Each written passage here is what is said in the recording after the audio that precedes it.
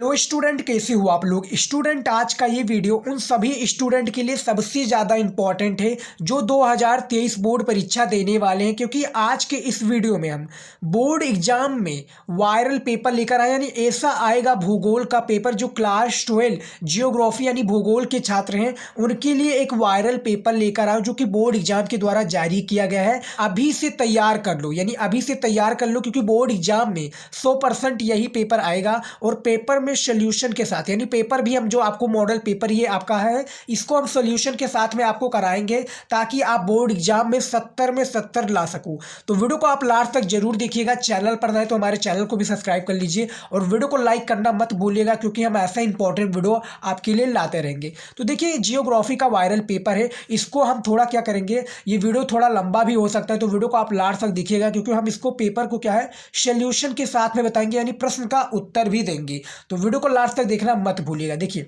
Geography 2023 का ये model paper है, यानी 22 और 23 दोनों का है। विषय आपका भूगोल है। कक्षा 12 के जो छात्र हैं, आर्ट्स के जो स्टूडेंट हैं जियोग्राफी के, उनके लिए देखिए समय आपको पता ही होगा कि 3 घंटा 15 मिनट दिए जाते हैं। नेट में क्या है दोस्तों, देख सकते हैं प्रारंभ में 15 मिनट परीक्षार्थियों को प्रश्न पत्र पढ़ने हेतु निर्धारित होते हैं। पहले ही आपका लिखा है, आप देख सकते हैं। उसके बाद में निर्देश में देखिए सभी प्रश्न आपका है क्या है, सभी प्रश्न अनिवार्य है, करना अनिवार्य है सभी प्रश्न को। और प्रश्न संख्या 1 से 8 तक बहुविकल्पीय प्रश्न है, जो कि 70 नंबर का पूर्णांक के हिसाब से सही, यानी 8 आपका बहुविकल्पीय प्रश्न पूछा जाएगा। और प्रश्न संख्या 9 से 16 तक आपका क्या है, अति लघु उत्तरीय प्रश्न है, जिसका आपको 2 नंबर दिए जाएंगे एक प्रश्न का। उसके बाद में देख सकते हैं प्रश्न संख्या 17 से 22 तक लघु उत्तरीय प्रश्न, जो कि 4 नंबर का है प्रत्येक प्रश्न।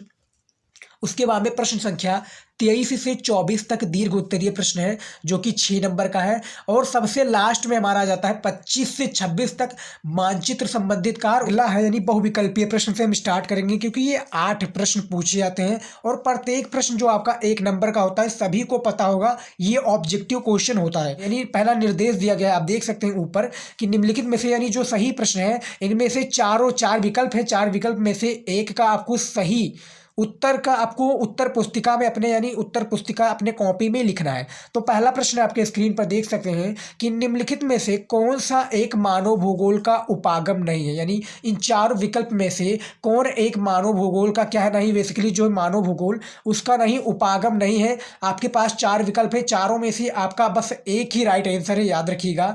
तो इनमें से आपका सही उत्तर कौन सा हो जाएगा, हमें कॉमेंट में बताइएगा यदि आपको आंसर आता है, क्योंकि मॉडल पेपर हम आपके साथ में हल कर रहे हैं, तो आपकी भी रिस्पॉन्सिबिलिटी बनती है इसका आंसर देने की। यदि आप मॉडल पेपर को सॉल्व करते हैं तो आपको 30 से 40 नंबर मिल जाएगा और आप भी सॉल्व कीजिए।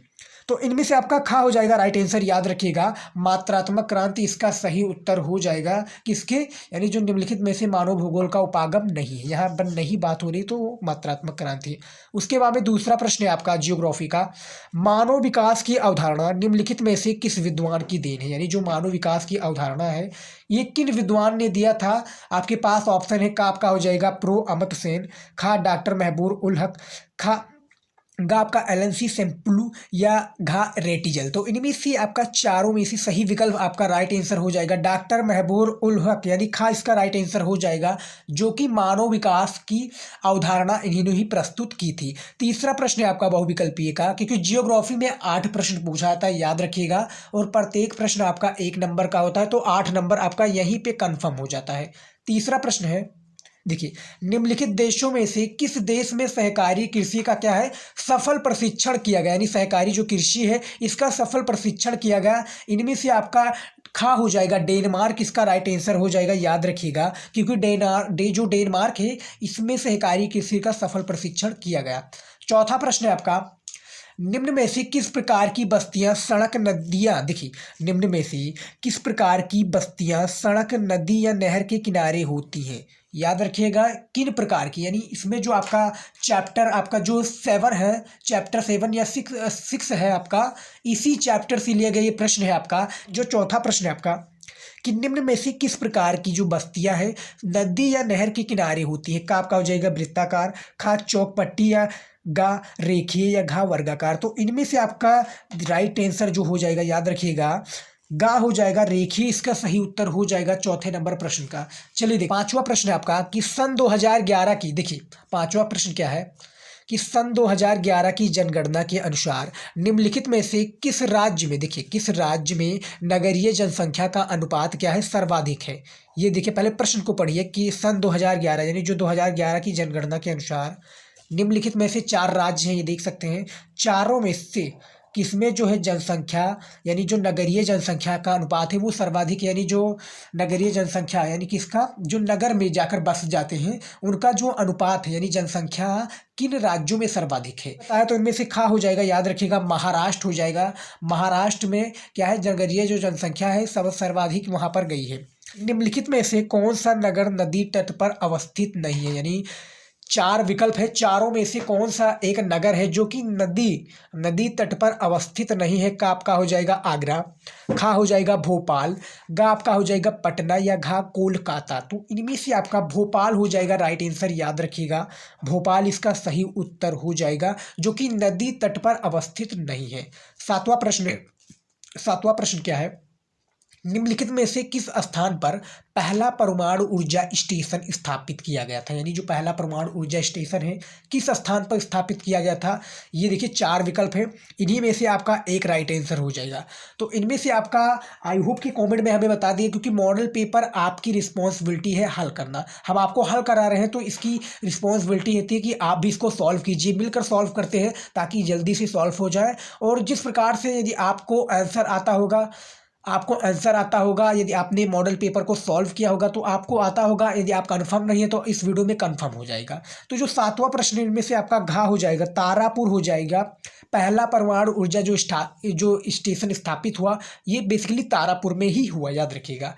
8वां प्रश्न है हमारा, देखिए बहुविकल्पीय का, निम्नलिखित में से सर्वाधिक प्रदूषित नदी कौन सी, यानी इन चारों में से जो सर्वाधिक प्रदूषित नदी कौन सी है। तो सभी को पता होगी, नहीं पता है तो आप देख लीजिए जाकर गूगल पर आप सर्च करेंगे, नहीं तो आपको बुक में मिल जाएगा। उनमें से आपका गा हो जाएगा, यमुना हो जाएगा जो कि सर्वाधिक प्रदूषित नदी है। कौन, यमुना सर्वाधिक, आज की डेट में जो है यमुना सर्वाधिक प्रदूषित नदी के रूप में शामिल है, तो यमुना आपका राइट आंसर हो जाएगा। तो ये 8 प्रश्न था जो कि बहुविकल्पीय का था, मॉडल पेपर से रिलेटेड था। यूपी बोर्ड की जितनी भी छात्र हैं ये मॉडल पेपर आप हल कर लीजिए, 30 से 40 नंबर आप इजीली पा जाएंगे। तो देखिए, तो ये हमने 8 प्रश्न को हल कर दिया। अब हमारी आ जाती है बारी अति लघु उत्तरीय प्रश्न की ओर, जो कि बोर्ड एग्जाम में, देखिए जो कि कितने नंबर का, 2 नंबर का आपका बोर्ड एग्जाम में पूछा जाता है। कितने नंबर का, 2 नंबर का प्रत्येक प्रश्न। ये भी आपका 8 प्रश्न पूछा गया है, 1 2 3 4 5 6 7 और 8, ये 8 प्रश्न पूछा गया है, 2 नंबर का है। टोटली आपको कितने, 16 नंबर आपको यहाँ पर भी आपको मिल जाएगा, आप जाकर यहाँ पर आप देख सकते हैं। तो चलिए देखिए, इसका भी हमने प्रश्न का उत्तर लेकर आया हूं, तो घबराने की कोई आवश्यकता नहीं है। इसका भी हम प्रश्न को उत्तर बताएंगे कि किस प्रकार से भी आपको बोर्ड एग्जाम में हल करना है। तो देखिए, अतुल लघुत्तरीय का 9 नंबर प्रश्न है कि रेटिजल के शब्दों में मानव भूगोल को परिभाषित कीजिए, यानी जो रेटिजल जी है इनके शब्दों में हमें क्या करना है, मानव भूगोल को परिभाषित करना है। तो देख सकते हैं आपके हमने लिए लेकर आया, तो पहला प्रश्न का देख सकते हैं 9 नंबर प्रश्न का पहला उत्तर है कि फ्रेडरिक रेटिजल के अनुसार इस प्रकार से इसका उत्तर है। देखिए, फ्रेडरिक रेटिजल के अनुसार मानव भूगोल मानवीय समाजों और धरातल के बीच, देखिए मानव भूगोल मानवीय समाजों और धरातल के बीच संबंधों का संश्लेषित अध्ययन है। तो ये फ्रेडरिक रेटिजल के अनुसार कुछ शॉर्ट में, यानी छोटा एक लाइन के आंसर में आपका इसका आंसर था, जो कि रेटिजल के शब्दों में था। बहुत ही आसान था, 2 नंबर आपको यहाँ पर मिल गए, तो 2 नंबर हमने कन्फर्म करा दिए। 10वां नंबर आपका प्रश्न है कि जनांकीय संक्रमण का उपयोग कहाँ किया जाता है। देखिए, तो इसका भी आंसर हमने लेकर आया हूँ, देख सकते हैं। दूसरा प्रश्न का था किसी क्षेत्र की जनसंख्या, देखिए किसी क्षेत्र की जनसंख्या के वर्णन तथा भविष्य की जनसंख्या के पूर्वानुमान के लिए जनांकीय संक्रमण सिद्धांत का उपयोग किया जाता है। तो आप देख सकते हैं दूसरा प्रश्न भी हमने कंफर्म कर दिया है। उसके बाद में आपका 11 नंबर प्रश्न है मानव विकास की 4, देखिए बहुत ही ध्यान से देखिएगा, क्योंकि ऐसा आपको कोई भी नहीं बताएगा। आपको मॉडल पेपर तो सॉल्व कराएगा, लेकिन वो क्या करेगा, आपको मॉडल पेपर दिखा देगा कि हाँ ये है, उसके बाद में ये बता देगा कि इसका राइट है, इसका आपको दे रहा है, यानी अति लघु उत्तरीय का रेटिजल के शब्दों में दे रहा है, जनांकीय संक्रमण का उपयोग आपको प्रश्न का उत्तर दे रहा है, तो आपको उत्तर नहीं बताएगा। तो वीडियो इसीलिए मैं बता था, लास्ट में आपको शुरुआती में ही बता दिया था कि वीडियो आपका थोड़ा लंबा हो सकता है, क्योंकि इसमें प्रश्न का उत्तर भी हमने देने वाला हूँ। तो प्रश्न का उत्तर देने के तत्पश्चात क्या है, वीडियो थोड़ा लंबा भी हो सकता है। तो लाइक नहीं किए तो इसी बात पर आप लाइक कर दीजिए और शेयर करना मत भूलिएगा, क्योंकि याद रखिएगा बोर्ड एग्जाम की जो तैयारी बहुत ही अच्छे ढंग से करा रहे हैं और आपकी तैयारी के लिए हम दिन रात मेहनत कर रहे हैं, ताकि जो आप बोर्ड एग्जाम में मार्क डिसाइड किए हों कि हमें बोर्ड एग्जाम में 90%, 85%, 95% लाना है, तो आप मेहनत करेंगे तो आपको मिलेगा जरूर। तो आप मेहनत कीजिए। तो देखिए, जो हमारा तीसरा प्रश्न था किसका, अति लघु उत्तरीय का, कि मानव विकास के 4 प्रमुख घटकों के क्या करना है, आपको नाम बताना है, 4 प्रमुख घटक। तो देखिए, इसका भी हमने उत्तर लेकर आया हूं, देख सकते हैं। तीसरा प्रश्न था, पहला आपका है समता, दूसरा है सतत पोषणता, तीसरा है उत्पादकता और चौथा है आपका सशक्तिकरण। तो ये कुछ मानव भूगोल के 4 उपयोग थे। यदि आपका यही प्रश्न आ जाता आपका दीर्घ उत्तरीय प्रश्न में, तो इसका जो मैंने बताया था समता, सतत पोषणता और उत्पादकता और सशक्तिकरण, इसी में आपको थोड़ा थोड़ा ऐड कर यानी थोड़ा थोड़ा लिखना होता, जो कि आपको 250 शब्दों में कंप्लीट करना होता, 6 नंबर का होता। तो ये भी मैंने कंफर्म कर दिया, याद रखिएगा। तो तीसरा प्रश्न भी हमारा क्लियर हो गया। उसके बाद में जो हमारा चौथा प्रश्न आ जाता है अति लघु उत्तरीय का, कि चिकित्सा पर्यटन किसे कहते हैं, यानी जो बेसिकली चिकित्सा पर्यटन है, हम इसको किसको कहते हैं। तो देखिए, किसे हम कहते हैं चिकित्सा पर्यटन, सिंपल सा है। तो क्वेश्चन सिंपल से पूछा गया, 2 नंबर का आपका ये प्रश्न है। इसका भी आंसर आप देख सकते हैं। देखिए, अपने घर से बाहर, देखिए किस प्रकार से हमने इसका आंसर लेकर आया हूँ। ऐसा कोई भी आपको नहीं बताएगा तो लाइक कर दीजिए, क्योंकि हम आपके लिए मेहनत कर रहे हैं और एक लाइक से आपका मेहनत पूरा उतर जाता है। मेरा जो मेहनत है पूरा उतर जाता है, तो आप लाइक कीजिएगा और आप कमेंट करते हैं तो हम हर चीज़ का रिप्लाई देते हैं और आपका वीडियो भी बना कर देते हैं, जो कि इंपॉर्टेंट होता है। देखिए, चौथा आपका है, देखिए चौथा जो हमारा प्रश्न था कि पर्यटन भूगोल किसे कहते हैं। तो देखिए, अपने देश से बाहर, यानी अपने देश से बाहर किसी अन्य देश की यात्रा करते हैं चिकित्सा या उपचार के लिए, तब चिकित्सा पर्यटन मेडिकल टूरिज्म कहते हैं। यानी ब्रैकेट में आपका मेडिकल टूरिज्म हो जाएगा। अब मैं समझा दूं पर्यटन भूगोल किसे कहते हैं, यानी पर्यटन किसे कहते हैं या पर्यटन भूगोल भी आपका आ सकता है। तो यहाँ पर जो बात हो रही है कि चिकित्सा पर्यटन किसे कहते हैं, तो हमने इसका आंसर भी दे दिया है। देखिए, अपने देश से, यानी अपने देश से चिकित्सा या उपचार के लिए, अपने देश से चिकित्सा या उपचार के लिए किसी अन्य देश की यात्रा करते हैं तो हम उसको क्या कहते हैं, चिकित्सा पर्यटन या ब्रैकेट में मेडिकल टूरिज्म भी कहते हैं। तो ये इसका चौथा प्रश्न भी हमने कल क्लियर कर दिया है। उसके बाद में जो हमारा 5वां प्रश्न है अति लघु उत्तरीय का, कि आर्थिक दृष्टि से भारत की जनसंख्या को कितने भागों में बांटा गया है, यानी जो आर्थिक दृष्टि है इसके जनसंख्या को भागों में, कितने भागों में बांटा गया है, बेसिकली यहाँ पर ये बात हो रही। तो भारत की जनसंख्या की बात हो रही है, तो इसका प्रश्न का उत्तर देखिए 5वां प्रश्न है, 3 भागों में बांटा गया जो कि भारत की जनसंख्या को। पहला आपका है मुख्य श्रमिक, दूसरा है सीमांत श्रमिक और तीसरा है आश्रमिक श्रमिक, यानी अश्रमिक। तो इनमें से मैं बता दूं, तीनों का एग्जाम्पल मैं आपको दे दूं। मुख्य श्रमिक का होता है यानी थोड़ा बड़ा, जो कि 183 दिन, यानी 183 दिन वो लगातार काम करता है, वो मुख्य श्रमिक कहलाएगा। सीमांत श्रमिक जो है कि जो 183 दिन से कम, यानी 183 दिन से वो कम काम किया है, वो सीमांत श्रमिक कहलाएगा, यानी मजदूर कहलाएगा। उसके बाद में जो तीसरा हमारा आ जाता है अश्रमिक, यानी जो आपका 183 दिन है उसमें एक भी दिन काम ना किया हो, एक भी दिन ना काम किया हो 183 दिन में, तो वो अश्रमिक कहलाएगा। तो ये 3 भागों में बांटा गया है, याद रखिएगा, जो कि आपका आप देख सकते हैं आर्थिक दृष्टि से भारत की जनसंख्या को इन 3 भागों में बांटा गया है। तो ये भी हमारा प्रश्न भी क्लियर हो गया, आप देख सकते हैं हमारा 2 नंबर इसमें भी कंफर्म हो गया। उसके बाद में जो आप देख सकते हैं जो हमारा 6 नंबर प्रश्न आ जाता है कि भारत की उच्चतम, पहले प्रश्न को आप पढ़िए, उसके बाद में राइट आंसर हम आपको देंगे। देखिए, भारत की उच्चतम साक्षरता दर किस राज्य की है तथा इसकी साक्षरता प्रतिशत भी लिखिए। तो देखिए, भारत की जो उच्चतम साक्षरता दर है किस राज्य की है और इसकी बात क्या हो रही है, इसकी साक्षरता प्रतिशत भी लिखने की बात हो रही है। तो देखिए, 6 जो हमारा है इसका केरल राइट आंसर हो जाएगा। जो इसका प्रतिशत है 93.90, देखिए 93.91% इसकी साक्षरता है और केरल इसका राइट आंसर हो जाएगा, जो कि उच्चतम साक्षरता दर है भारत यानी इंडिया की। उसके बाद में जो हमारा 7वां प्रश्न आ जाता है जियोग्राफी का, परिचित ब्रैकेट में एकाकी बस्तियां किस प्रकार की होती है तथा ये भारत के किस राज्यों में पाई जाती हैं, यानी जो परिचित बस्तियां होती हैं ये किस प्रकार की होती हैं और भारत के किस क्षेत्रों में पाई जाती हैं या किस राज्यों में पाई जाती हैं। तो इसका भी आंसर हमने लेकर आए हैं, देख सकते हैं। देखिए, 7वां है, भारत के मेघालय, उत्तरांचल, हिमाचल प्रदेश तथा केरल के अनेक भागों में छोटी पहाड़ियों की झालों पर, देखिए छोटी पहाड़ियों की झालों पर, उसके बाद में जंगलों में तथा भूभाग की अत्यधिक विखंडित स्थानों पर मिलता है, जो कि क्या कहलाता है, ये देखिए परिचित बस्तियां और भारत के किन किन क्षेत्रों में पाया जाता है ये भी हमने बता दिया, देख सकते हैं। मेघालय, उत्तरांचल, हिमाचल प्रदेश तथा केरल, इन पहाड़ी यानी इन छोटी पहाड़ियों की झालों पर इन क्षेत्रों को पाया जाता है और इसी को हम परिचित बस्तियां कहते हैं। तो याद रखिएगा, ये भी हमारे प्रश्न क्लियर होगा। एक नंबर का प्रश्न था। देखिए 1 नंबर प्रश्न आपको परिचित बस्ती किसे कहते हैं तथा भारत के किस राज्यों में पाई जाती है, 1 नंबर इसमें भी मिल गया। यानी ज़्यादा बड़ा नहीं था इसका उत्तर, शॉर्ट में ही था, आपको शॉर्ट में ही इसका आंसर देना था। उसके बाद में हमारा आखिरी आ जाता है अति लघु उत्तरीय प्रश्न का 8वां प्रश्न। धात्विक खनिज एवं अधात्विक खनिज के कोई 2 अंतर लिखिए। यानी यहाँ पर आपको 2 अंतर लिखना है, धात्विक खनिज या अधात्विक खनिज का। तो इसमें भी आपको 2 नंबर दिए जाएंगे, क्योंकि 1 नंबर आपको अधात्विक खनिज के दिए जाएंगे और दूसरा आपको धात्विक खनिज के लिए। तो 2-2 1-1 नंबर का है। अब देखिए इसका भी हमने आंसर लेकर आए हूँ, देख सकते हैं। धात्विक खनिज की मैं बात कर लूँ, धात्विक खनिज को गलाने पर धातु प्राप्त होता है और ये क्या होता है, चमकीला भय होता है। यानी जो धात्विक खनिज होता है इसको गलाने पर क्या होता है, धातु की प्राप्ति होती है और ये चमकीला भी हो जाता है। लेकिन इसका अपोजिट यानी इसका दूसरा हो जाता है, यानी इसको हम चेंज कर देंगे यानी उल्टा कर देंगे तो भी यही आएगा अत्यधिक, यानी धात्विक का अत्यधिक यानी इसका उल्टा। तो इसका उल्टा किस प्रकार से मैं बता दूं, धात्विक खनिज को गलाने पर धातु प्राप्त हो जाती है लेकिन इसको गलाने से क्या होता है, वो चूर चूर हो जाएगी यानी चकनाचूर हो जाएगी। तो ये दोनों में इसका अंतर था, 2-2 हमने बता दिया।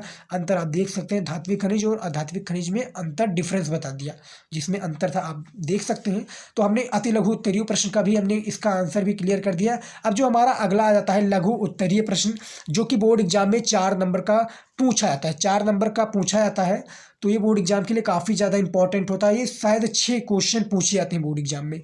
तो आपका 17 नंबर जो प्रश्न है, देखिए मानव भूगोल की किस प्रकार अन्य सामाजिक विज्ञानों से संबंधित है। यानी जो मानव भूगोल है ये किस प्रकार के अन्य सामाजिक विज्ञानों से क्या है, संबंधित है। ये 4 नंबर का प्रश्न है। पहला आपका हो गया लघु उत्तरीय का।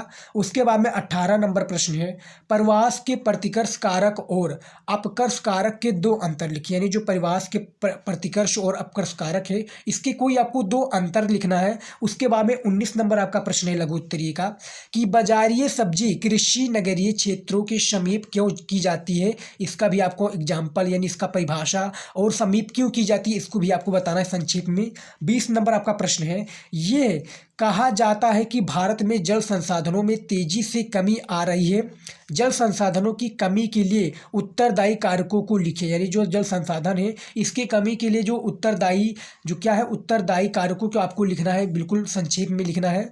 21 नंबर आपका प्रश्न है, ऊर्जा के अपारंपरिक स्रोत कौन से हैं, ज्वारीय तथा तरंग ऊर्जा के विषय में लिखे। इसके बारे में भी आपको देना। 4 नंबर का आपका लघु उत्तरीय का प्रश्न है और इसी के आधार पर आपको इसका 75 शब्दों में इसका आंसर आई थिंक देना होगा। याद रखिएगा 100 या 125 शब्दों में भी आप देख सकते हैं। उसके बाद में 22 नंबर प्रश्न है, सतत पोषणीयता। देखिए सतत पोषणीय विकास की संकल्पना को परिभाषित कीजिए। यानी जो सतत पोषणीय है इसके विकास की संकल्पना को क्या करना है, आपको परिभाषित करना है। 4 नंबर का ये है। और यदि आपको इन 6 प्रश्नों का यानी जो लघु उत्तरीय का प्रश्न है इन 6 प्रश्नों का उत्तर चाहिए तो आप हमें कॉमेंट कीजिएगा, कमेंट पूरा कीजिएगा कि सर हमें क्या करना है, लघु उत्तरीय प्रश्न का उत्तर चाहिए। तो आप पूरा कमेंट करेंगे तो हम इस पर भी एक वीडियो बनाकर देंगे। याद रखिएगा लघु उत्तरीय प्रश्न को हमने क्लियर कर दिया। और हमारा मॉडल पेपर का जो जियोग्राफी का मॉडल पेपर था लघु उत्तरीय प्रश्न को कंफर्म कर दिया है। अब चलिए देखिए दीर्घ उत्तरीय प्रश्न आ जाता है। अब देखिए दीर्घ उत्तरीय प्रश्न में क्या है, देखिए दीर्घ उत्तरीय प्रश्न है आपका। तो देखिए 3 भी प्रश्न पूछा जाएगा अथवा लगकर। 23 नंबर आपका प्रश्न है, ग्रामीण एवं नगरीय बस्ती किसे कहते हैं, उनकी विशेषताओं का वर्णन कीजिए। यानी जो ग्रामीण एवं नगरीय बस्ती हैं इसे किसे कहते हैं, दोनों में डिफरेंस बताना है कि ग्रामीण बस्ती इसे कहते हैं, नगरीय बस्ती इसे कहते हैं। और उनकी जो जो विशेषताएं हैं इसके बारे में भी आपको संक्षेप में लिखना है। 6 नंबर के लिए आपको करना है।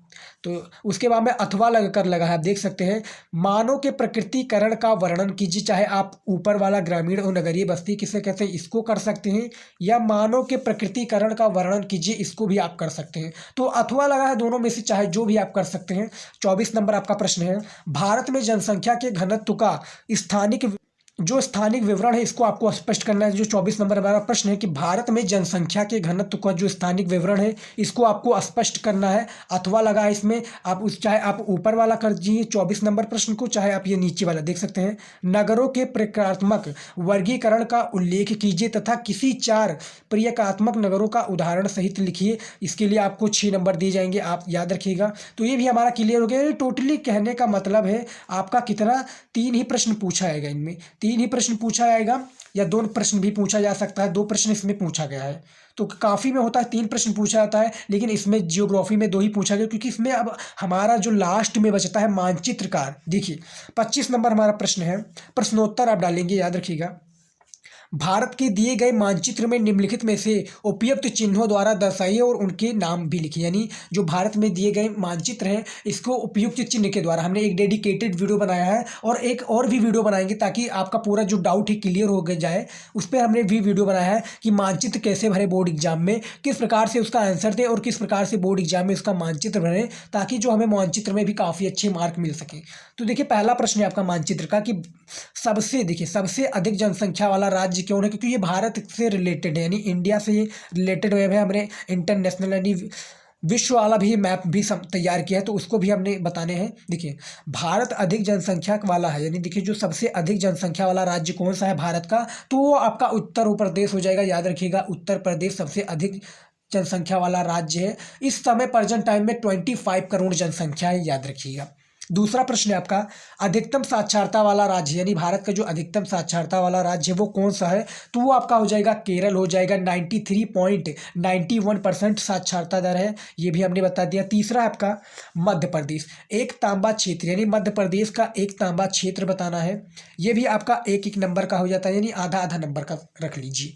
तो देखिए मध्य प्रदेश का जो प्रमुख तांबा क्षेत्र है वो आपका कौन सा हो जाएगा, याद रखिएगा क्या हो जाएगा। यदि आपको पता है तो हमें कॉमेंट में बताइएगा। इनमें से आपका मलाज खंड हो जाएगा राइट आंसर, यानी जो मलाज खंड है ये मध्य प्रदेश का प्रमुख तांबा क्षेत्र है। चौथा प्रश्न है आपका गुजरात के सबसे बड़े नगर का नाम लिखिए। ये देखिए जो हमारा चौथा प्रश्न है कि गुजरात के जो सबसे बड़ा नगर का आपको क्या लिखना है, नाम लिखना है।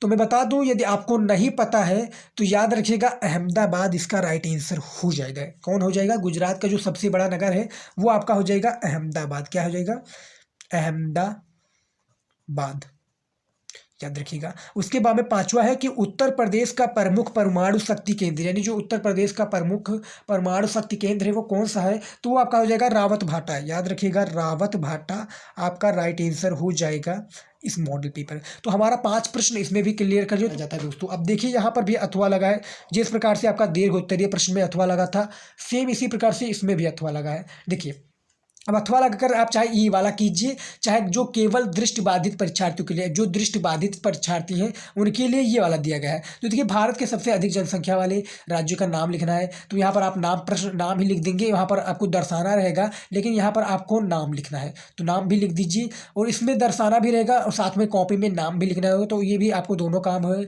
लेकिन जो केवल दृष्टिबाधित छात्र हैं उनको भी नाम लिख कर चले जाना है और उनको 1-1 नंबर मिल जाएगा। तो ये भी हमारा कन्फर्म हो गया। अब देखिए 26 नंबर जो हमारा प्रश्न है ये आपका आ गया इंटरनेशनल वाला, यानी विश्व का आ जाएगा। तो विश्व का भी हमने एक मैप तैयार करना है, वो वीडियो जल्द आएगा। यदि आप कमेंट करेंगे तो उसका भी हम एक वीडियो बनाएंगे, लेकिन आप कमेंट पूरा कीजिएगा कि हाँ सर आप हमें किस पर विश्व के जो है मानचित्र कैसे भरे बोर्ड एग्जाम में जियोग्राफी का, तो उस पर भी वीडियो बनाएंगे। तो हम उस पर भी वीडियो आप बनाकर देंगे, आपको बस कमेंट कीजिएगा, सारे का हम आपको रिप्लाई देते हैं। पहला प्रश्न है आपका एशिया का सबसे अधिक जनसंख्या वाला देश है, तो याद रखिएगा जो एशिया का सबसे अधिक जनसंख्या वाला देश है वो आपका चीन हो जाएगा। कौन हो जाएगा, चीन हो, इसका राइट आंसर हो जाएगा। उसके बाद में दूसरा प्रश्न है उत्तरी अमेरिका का सबसे बड़ा देश, यानी जो उत्तरी अमेरिका है उसका सबसे बड़ा देश हो जाएगा संयुक्त राज्य अमेरिका, यानी जो क्या हो जाएगा संयुक्त राज्य अमेरिका, इसका राइट आंसर हो जाएगा, जो कि उत्तरी अमेरिका का सबसे बड़ा देश है। उसके बाद में जो हमारा तीसरा प्रश्न है, देखिए तीसरा प्रश्न क्या कह रहा है। तीसरा प्रश्न है जापान का सबसे बड़ा नगर, तो जापान का सबसे बड़ा नगर हो जाएगा, क्या हो जाएगा टोक्यो, यानी याद रखिएगा टोक्यो सबसे बड़ा हो जाएगा जापान का नगर। उसके बाद में चौथा प्रश्न है अमेजन बेसिन है, यानी जो अमेजन बेसिन क्या है ये बताना है। तो इसका शॉर्ट में पूछा गया तो अमेजन बेसिन जो है यहाँ पर देखिए रेखा मानचित्र उपयुक्त चिन्हों द्वारा दर्शाई, यानी मानचित्र में इसको दर्शाना रहेगा आपको। जो मानचित्र दिया जाएगा विश्व का उसमें इन सभी देशों को दर्शाना है।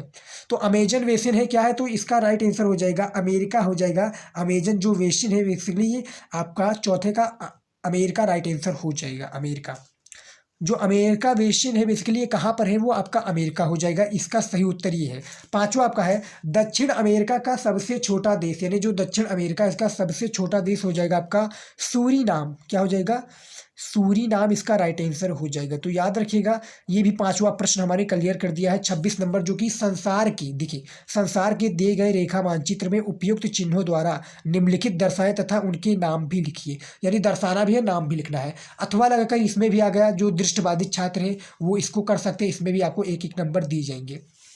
तो टोटली यानी याद रखिएगा इसमें आधा नंबर आपको किसके लिए दिया गया है, मानचित्र में दर्शाने के लिए, और आधा नंबर आपको कॉपी में लिखने के लिए। तो टोटली आप देख सकते हैं हमने मॉडल पेपर को जो है हमारा पूरा जो मॉडल पेपर है सॉल्व कर दिया है। हमने सिर्फ दीर्घ उत्तरीय और जो लघु उत्तरीय प्रश्न है इसका उत्तर नहीं दिया है। यदि आप इसका पूरा कमेंट करेंगे कि सर हम इस पर वीडियो बनाइए दीर्घ उत्तरीय महत्वपूर्ण प्रश्न पर, तो हम वीडियो जरूर बनाएंगे आपके लिए। ज़्यादा से ज़्यादा वीडियो को शेयर कीजिएगा, हम इस पर एक डेडिकेटेड वीडियो लाएंगे। तो आई होप कि पूरा आपको मॉडल पेपर समझ में आया होगा। पूरा मॉडल पेपर को हमने हल कर दिया है। वीडियो थोड़ा ज़्यादा लंबा था लेकिन हमने पूरा कंफर्म कर दिया है, पूरा प्रश्न को कंफर्म कर दिया है कि किस प्रकार से आपको बोर्ड एग्जाम में लिखना है। तो आई होप कि पूरा वीडियो आपको पसंद आए। पसंद है तो वीडियो को लाइक कीजिएगा, शेयर कीजिएगा और अपने दोस्तों के साथ शेयर करना मत भूलिएगा जो आपके साथ में हो। उनको शेयर करेंगे तो काफ़ी उन्हें भी हेल्प होगी बोर्ड एग्जाम की तैयारी के लिए। तो दोस्तों मिलते हैं नेक्स्ट वीडियो में नए टॉपिक के साथ। तब तक के लिए गुड बाय, जय हिंद। पढ़ते रहिए और अच्छी सी बोर्ड की तैयारी जो है करते रहिए। जय हिंद।